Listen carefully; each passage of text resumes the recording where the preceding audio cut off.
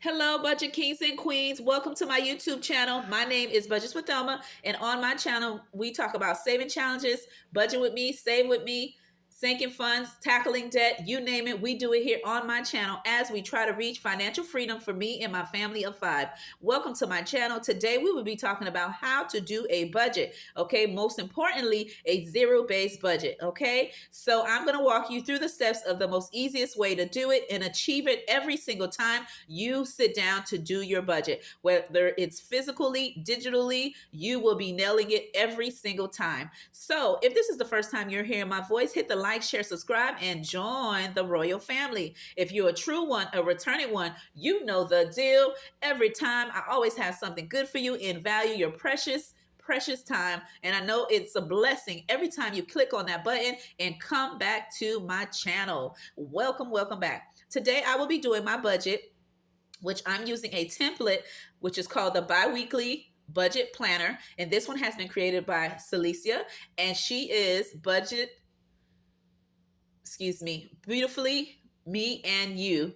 Okay, where she has wonderful budget materials to help you along your budget journey, your budget financial journey, right? And so this one is from her Easy Cash Budget Extended Planner that my hubby did purchase for me. I just printed it because he did give me a digital one, which I was able to print it and work with it for you today. And he actually ordered me a physical one. I have not gotten that one yet, but nevertheless, we will be using this one here. And whether you budget, like I said, by writing it with pen and paper, right? Or you just do it on an app, or you do it digitally. As long as you're doing it every time your money comes in, that is key. Okay, so that's what we're going to be discussing today. And I went ahead and decorated just a little bit because I know, and you know, if you've been hearing out there, there's been a big debate about Tumbler cups, right? Where people have been paying an arm and a leg, spending their money, right? Unnecessary money, right? Money to throw away. That's more of a want than actual need. But anyway, that's been the big debate out there. So I thought I would decorate my actual sheet that I'm using to do my budgeting with stickers, just to make it a little fun. And so these were the two closest I could find that represented that big debate. So I thought it would be fun to add it on to this budget sheet that we will be doing today. But just a FYI, Mama Bear does have a saving challenge that she just recently created, talking about the same tumbler cup thing, right? And so she has created it, and it has two sides to it. One is you don't mind spending the arm and the leg, right? Just to get that tumbler cup, right? Don't care about the amount, not caring about what you spend, but you need it, you got to get it, right? And then she has the other side of the saving challenge where you actually save up to purchase that cup or get something similar to it, or a cup that's more reasonably priced, okay, and that you can use for a very long time, right? So I will be linking her channel in the description below, so you can check that out. Also, I will be linking Beautifully Me and You for where I purchased my Easy Cash Budget Extended Planner that was gifted to me by my hubby for Christmas. And so if you're interested in purchasing any of the things that she has for saving challenges purposes or your budgeting purposes, you will have that link below and you can see what she has. She has so many wonderful things, and I love her channel. She is super inspirational, wonderful, bubbly personality, just amazing. And just, I love her channel. So definitely check out Beautifully Me and You, and also Mama Bear. Okay, so now let's jump into how to do this budget. The budget I will be going over with you is my first budget of January 2024. I do get paid bi-weekly, which means I get 2 paychecks in a month. Okay, which means I get paid 26 paychecks in a year. Okay, and so I will be beginning to show you how I come up with how I budget the money that I bring in for my family of five. So I began to complete it just a little bit just to help us with time. But when doing a budget, which is budgeting 101, you want to first start by printing your last 3 bank statements, or your last 3 credit card statements if you use credit cards, or just the last receipts that you've been saving, okay, that you've been spending if you're a cash spender, and just going over them and seeing what are your fixed expenses, what are your variable expenses, what are expenses that come in every month, and some of those expenses that you spend that are more wants than needs, and really breaking it down into categories so you can begin to do a budget. So once you have determined what are your fixed expenses, right, your 4 walls, right, and your variable expenses, then you can see what is your debt and what you would like to put towards savings and go from there. So that's what we're going to be doing. So let's say you have already determined what is your your fixed expenses and your variable expenses, and we are going to start from that point. And as for your income is any fixed expenses that come in, not fixed expenses, excuse me, fixed income that comes in, your different sources. It doesn't have to be from your job, right? It could be from different income that you have that comes on a regular basis that you use to take care of your four wall expenses, okay? Such as your employment, like your income that you get from your job, whether it's variable or whether it's fixed income, whether it's from overtime, child support, alimony, okay? Public assistant, if you do get some of that, okay, that comes in regularly. If you rent a room to someone, or you rent half of your house, or you have a rental income, whatever that may be, that is extra income, but you use it in order to cover your four walls every month, you would put that in the income category. Okay. So for me, I am taking 1,600, and that is after, of course, my job taking out my health insurance, dental insurance, vision insurance, okay, 401k, Roth IRA, and my church tithes. And I do take a little bit out just for my mortgage upcoming payment for the next month, okay? And I usually take that out each time I get paid and add those two together, and my husband takes his portion, and we put that together and we take care of paying our mortgage, okay? So that's why the mortgage is already listed here as paid, because we have already taken care of that at the beginning of the month from doing the two saves from the month prior, okay? And so when I take out all those deductions, I am then left with 1,600 to do money moves on my family's behalf, right? Take care of our expenses. So 1,600 is what I have as what I need to do my budget. And then I have a $70 rollover, okay, from my last cash stuffing envelopes. And so when I add all that together, it gives me $1,670 for my income for this month, okay? Now, the next thing I do is put my fixed expenses that I currently have. I have the mortgage, as I mentioned, me and my husband has already taken care of that in the beginning of the month, so that's all taken care of, okay? And then I have my internet and cable, and because it's a large amount this month, right? And so what I did was I split that in half, and I do the split method, okay, which means when I have a large expense within the month, I do break it down into two paychecks because I get paid two times in a month. And so that is how I take care of that expense if it is a large one. If it is not, then I take care of whatever bills that's within the 2 weeks of when I get paid. And then when I get paid the second paycheck, whatever bills that are within those last 2 weeks, I take care of it with that paycheck. Okay. And so for my internet slash cable expense, it was more than this amount. But again, I put a 1/2, as you can see on the top, which indicate I'm paying half, and that is for 152. I have my car insurance, which is $290 for full coverage for two vehicles. Okay. And so what we do, my husband and I, we do split that in half. And so my husband takes care of half and I take care of half. So 1/2 of our car insurance is 145. And then for my HOA, they did give us an estimate of what it would cost, and there's other things they're doing within my community. I do live in an individual home that I own, me and my husband ourselves. However, we do live in a community that has a name where they take care of the, painting the entryway as you come into the community. And we do have like a clubhouse if they're doing, like, you want to do a reception or a party or get together, and it has a pool area. And they do cut the grass within the area in the community, but everybody has their own individual home. Okay. And so they have given us the estimated cost for upgrades that they're doing and other things that they're doing around the community. And so because that bill is a large bill, I am doing a half of that, of the cost, which is $300 that we have to pay. So for paycheck one, I am only doing 150. And then for my Netflix, which has gone up, guys, and me and my kids, we have the biggest package because they watch it on the go when they're at school, when my daughter's at work, and it's on multiple devices, multiple TVs. We use it, okay? And so it is $24. And last but not least is my Canva, and I use that for all the things that I print on all my different platforms, okay, even on my community posts, and like I said, on all my other different platforms, okay? And so I pay $14 for that. So when I add those expenses, okay, so 152, 145, 150, 24, 14, Just a minute. I had already some numbers on there. All right, let me calculate that. Okay, that gives me a total of 485, okay, for my fixed expenses for paycheck number one. Now I'm going to go to my cash envelopes, which are also called variable expenses, okay? Just a FYI if you didn't know that, because everybody calls it different names. And for the specific category, I have the following.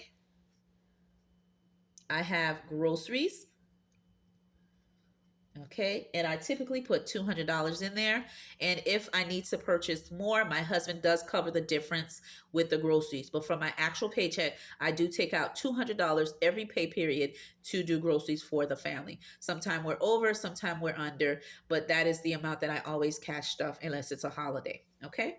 And so the next one is gas, okay, and I like to put $60 in my car. Okay, and then the next one is kids, and I'm only putting $20, and that's just in case they may need anything. All right, and then for personal, I am also doing 20, and last but not least, miscellaneous. Now, typically I have more cash envelopes than that for my variable expenses. However, I am doing a no spend January. So some of the envelopes I am not even using at all. And so these are the ones that I have determined that I will keep in my everyday wallet, okay, my cash wallet, okay. And so for miscellaneous, I am putting $20. Again, if I need in any of these categories additional amount, that will be there. Or if I have an expense that I didn't know would come up, I would pull from the miscellaneous. So when I add all those together, okay, 200 plus 60 plus 20 plus 20 plus 20, that gives me 320. Okay. Now let's move to my sinking funds. The following sinking funds that I currently have for this month, okay, is medical, okay, and that's so I can pay on my son's new glasses he's going to be getting for the upcoming year, okay. All two of my older kids wear glasses. My son, sometimes he doesn't have to wear it all the time. And my daughter, she does wear glasses like full time. She has to wear glasses to do everything. Okay. And so for my son's new glasses, I am going to cash stuff in my sinking fund, $100. And then in my birthday envelope, okay, sinking fund, I am putting $50. I have some B days in this month, so I want to make sure I put some money in there. Okay. And then the next sinking fund I'm going to do, okay, is because I don't have that much in my saving challenge box. So I'm going to add a couple of them here. And I'm just going to put a little star here to indicate they're kind of like saving challenges, but I don't have that much boxes to put in there. Okay, so the first one I'm going to do is my no spend. Okay, because I am doing a no spend January. And so for the specific one, I have already calculated how much I have been doing, and I've been charging myself $5 for the days that I do no spend and $10 for the days that I do spend. And for the last check-in, I have saved and a total of $50, okay, that I need to cash stuff in that Pacific Saving Challenge, okay? So that was the total of the no spend days and spend days for the no spend January, okay? So this is what I will need to cash stuff that Pacific Saving Challenge. The next amount I will need to put is for my yearly, okay, saving, and I'm going to abbreviate it, challenge, and I am putting $100 to do challenges. And then for my one $5 and penny challenge, okay, I will need $50. And for my mini, okay, saving challenge, and I'm abbreviating it, I will need, okay, 25. Because again, they're minis. Okay, and that should be that. So let me calculate what that will equal to. 100, 50, 50, 100, 50, and 25. That gives me a total of 375. Okay, for this category. And then for my saving challenge, I have my emergency fund that I'm doing, and I'm going to abbreviate it. I am doing the 52-week challenge for that, and I will need to cash stuff $15, okay, for that challenge. And then last but not least, in my saving challenge category, I am putting a buffer, okay, and that money will stay in the bank to cover any fixed expenses or unexpected expenses, okay? And I highlight that because I'm going to then figure out, based on adding everything up, what is the remainder to add in here to zero out my account. Okay, for my debt tracker section, okay, I have the following. I have student loans, okay, and credit cards, okay, which is CC, for a total of $200, okay, when you add student loans and credit cards in there, right? And that totals to 200. And then I have a debt fee for my toll that I use on a regular basis, and that is a total of 40. I like to load on that every time. Okay, it does add up. So let me calculate what my debt amount is, which is 240, and I'm gonna put it down here, 240. And then for my cash envelopes, that is 320. And then for my sinking fund slash saving challenges, okay, combined, because I didn't have enough boxes on the tracker, and my bill, I'm just putting these in just ahead of time, okay? And let's see, okay? So now what I'm going to do is I'm now going to total my expenses from my income to then figure out my buffer and then to zero out my account, okay? So I'm bringing in a total of 1,670 to do my budget for paycheck number one after the deductions we talked about. I'm going to minus my fixed expenses of 485, which gives me, okay, $1,185. Okay.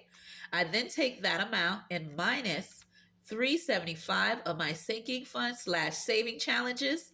All right, that couldn't fit in this box. Okay, so I'm going to minus 375.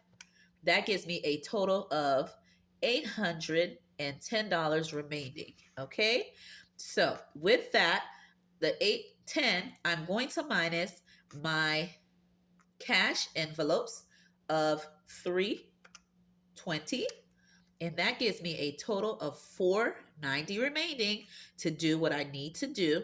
And then with the 490, I'm gonna minus my debt category of 240, and that gives me $250 left, guys.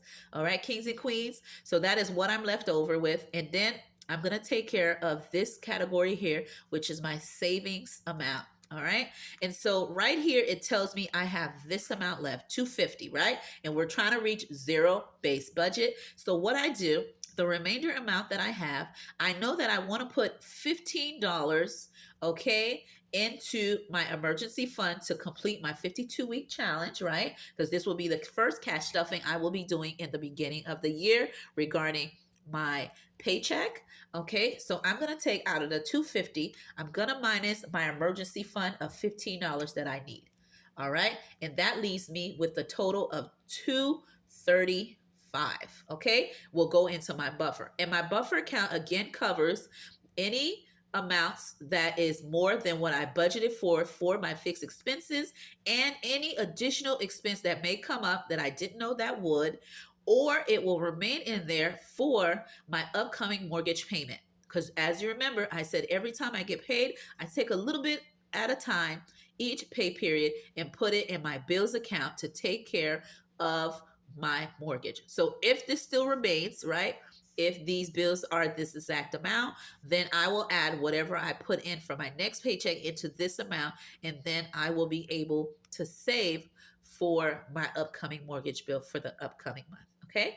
And I like to leave the buffer just so it can be a backup to any additional expense that was not, budgeted for, that did come in but wasn't for the amount that I thought it would be for. That's what's called a budget. You're budgeting what the cost may be, and then when that actually hits your account, then you close out your account. You would then put in what was the actual amount. Okay, so that is the key of budgeting. You want to put what you know your fixed expenses may be, and some of them are regular amounts every time, and some of them it varies from month to month, but you have those same fixed expenses every month.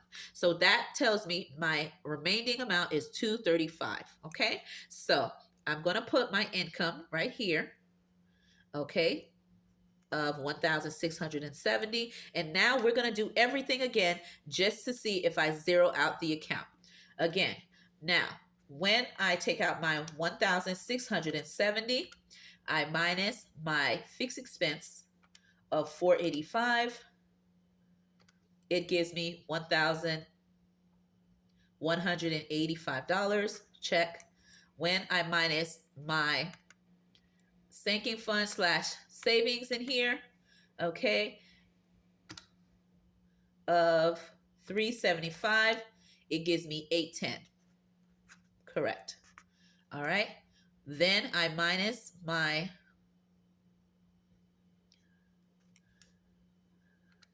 cash envelopes, which is my variable expenses, of 320. It gives me 490. Check. And then when I come here, all right, and I minus my debt payment account, right, debt section of 250,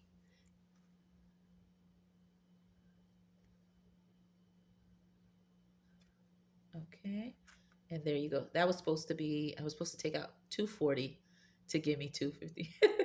But let me just write it here. 250 as we have here. And then I minus, okay, right here. I minus this, which equals to 250 here.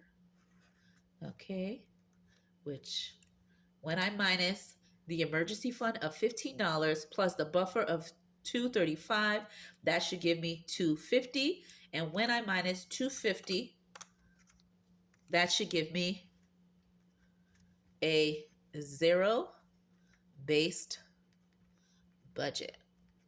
Okay. So again, my name is Budgets with Thelma. I hope you enjoyed how I walk you through on how to do a budget by paycheck, a bi-weekly budget, on how to reach a zero-based budget, giving every money you bring in a purpose after taking out your income and your expenses. Okay, it should equal to zero-based budget, meaning everything has a job and everything has been accounted and has a purpose. I will see you on my next video.